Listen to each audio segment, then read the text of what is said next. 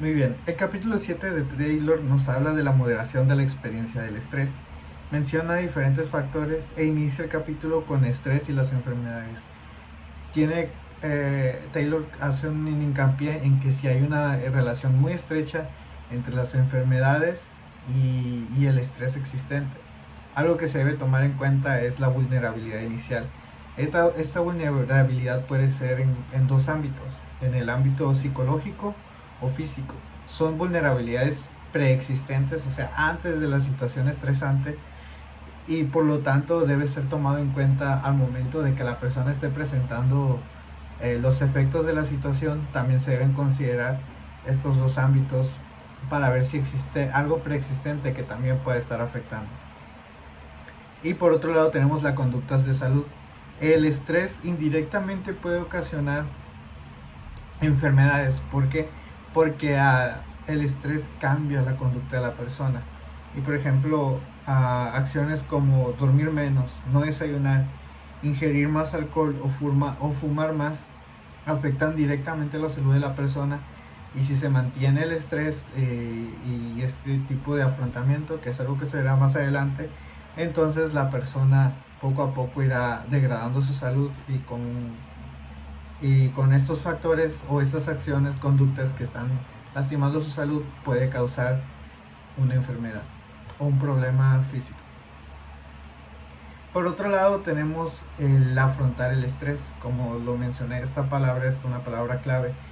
¿Qué es el afrontamiento del estrés? Bueno, el afrontamiento del estrés, dice Taylor, que es un proceso dinámico, un proceso que va en ambas partes. Lo describen como un proceso mediante el cual se manejan las demandas que son valoradas y como que ponen a prueba a la persona o exceden los recursos de esta misma. Y se pone en contrapeso con las exigencias o demandas del ambiente. Eso es lo que quiere decir, o sea, el proceso en el cómo la persona maneja estas demandas y cómo las enfrenta o afronta, ¿no? El afrontamiento puede ser con dos enfoques: enfocado en emociones, es decir, en controlar las emociones que está haciendo sentir el estrés en ese momento, o un afrontamiento enfocado en el problema, en tomar acciones del reto que está enfrentando la persona.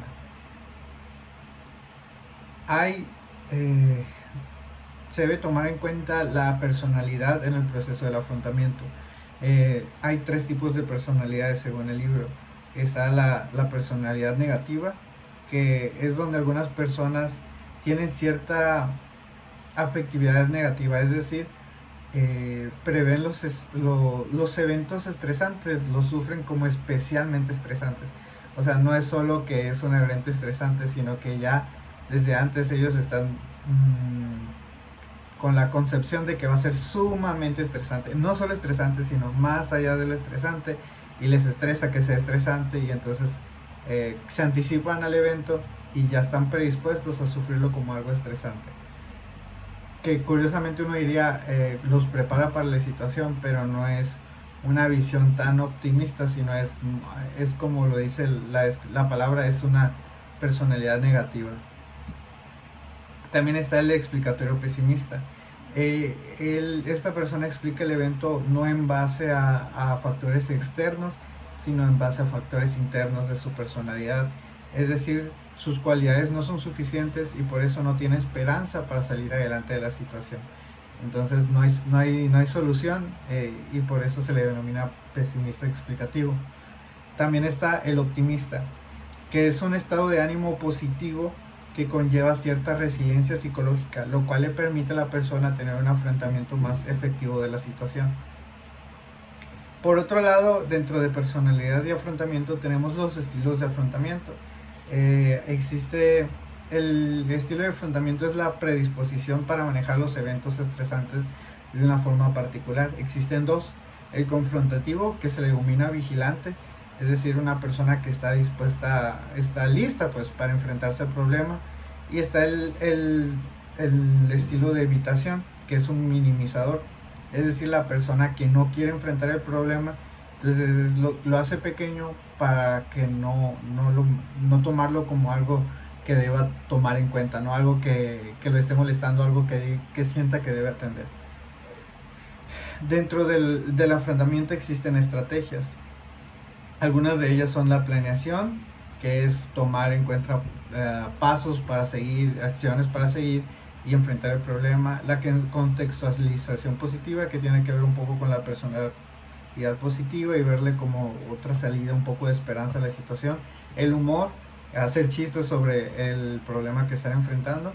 Está la aceptación, que es simplemente, ok, el problema existe, entonces muchas veces igual se relaciona con la planeación, no, acepto el problema y empiezo a actuar. No es tanto una resignación, sino es reconocer el problema. La religión también está presente en esta situación, que sirve como un factor de apoyo incluso. Aquí se mencionaron solo algunas porque el capítulo menciona varias, pero estas son algunas de las principales. Dentro del afrontamiento también tenemos, más bien dentro de la moderación de la experiencia del estrés, tenemos afrontamiento y recursos externos. No solo se toman en cuenta los recursos internos, por ejemplo el estándar de vida, la familia, amistades, hijos, empleo bien remunerado, educación, dinero y tiempo son factores que influyen en el cómo la persona va a enfrentar los problemas o retos que le presenten las situaciones de estrés. De hecho, un factor muy importante es, por ejemplo, el dinero y el nivel de vida y más bien lo socioeconómico, ¿no? Porque muchas personas que tienen los recursos económicos son más propensas a salir adelante de sus problemáticas de una manera exitosa, por así decirlo. También tenemos el apoyo social, que es la información que recibe la persona a partir de otras que considera queridas y reconocidas como importantes en su vida. Las formas de apoyo social son, por ejemplo, el apoyo emocional, que es reconfortar a la persona. También tenemos la asistencia tangible, que es el soporte material, ¿no? Regalarle algo, ayudarlo económicamente, etc. El apoyo informativo, que es darle otros puntos de vista o información que le pueda ayudar a entender el evento. Y también, por otro lado, dentro del apoyo social también tenemos que tienen ciertos efectos en diferentes campos.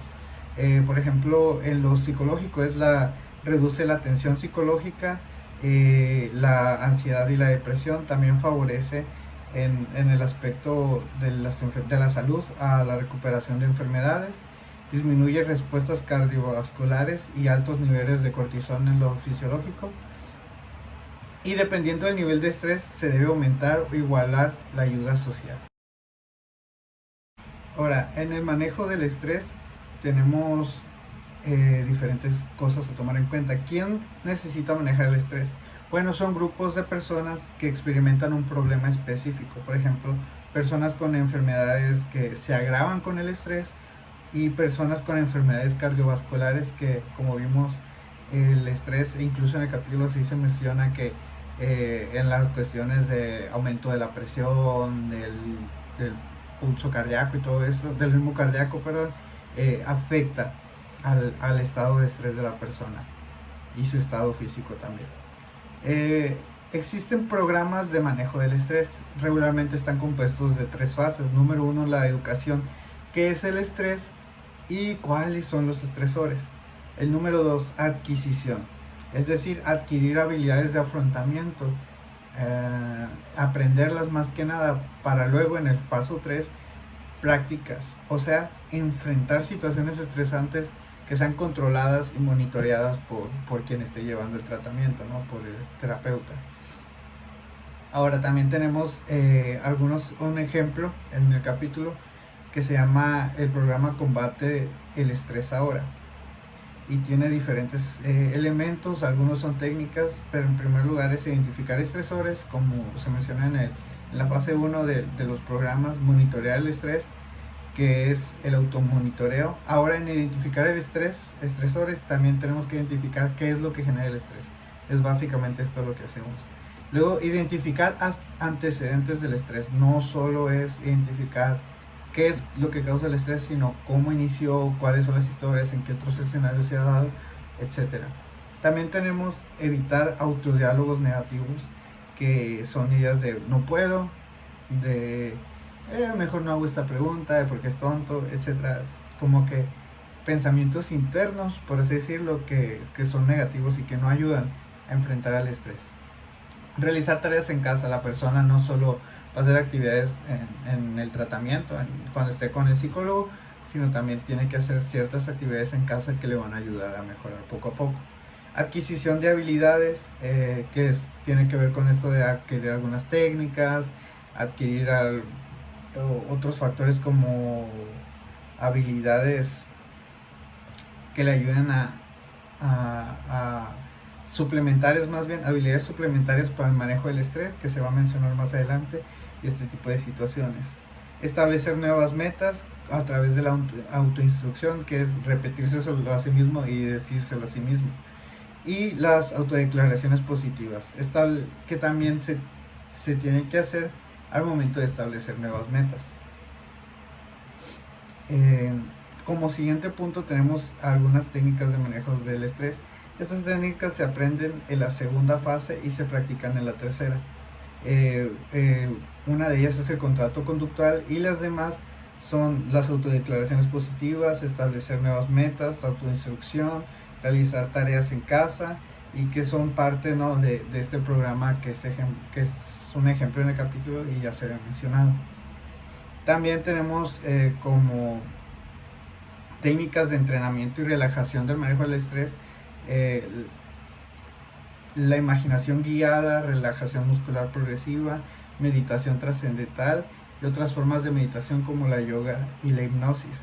Estas técnicas están diseñadas para afectar la experiencia fisiológica del estrés y reducir la activación del organismo. Por ejemplo, si el ritmo cardíaco está muy acelerado, es para bajarlo, para despejarse, para disminuir la tensión en el cuerpo, de los músculos, por ejemplo, cuando se encuentra uno bajo mucho estrés, y es para poder usarlo en el momento. Y las habilidades suplementarias que se habían mencionado para el manejo del estrés, se refiere a que no solo hay habilidades cognitivas y técnicas de relajación, sino que, por ejemplo, uno de los problemas más comunes de las personas es que tienen que hacer algo en muchas cosas en muy poco tiempo, ¿no? Entonces, este es uno de los generadores de estrés más comunes. Por lo tanto, se enseñan las habilidades como el manejo y planeación del tiempo para que la persona pueda ser capaz de disminuir el estrés e incluso tener niveles de estrés normales, ¿no?, al enfrentar situaciones como estas. Algo que se debe tener en cuenta es que las respuestas individuales de afrontamiento generalmente son espontáneas. Las personas hacen lo que les parece natural o lo que ya les funcionó en algún otro escenario, pero en ocasiones estos esfuerzos no son suficientes ante estresores novedosos o crónicos. Finalmente, como resultados del afrontamiento, tenemos que los eventos estresantes pueden ser disminuidos o manejar los eventos adversos a la salud a través del manejo exitoso de recursos internos, es decir, trabajar en la persona misma.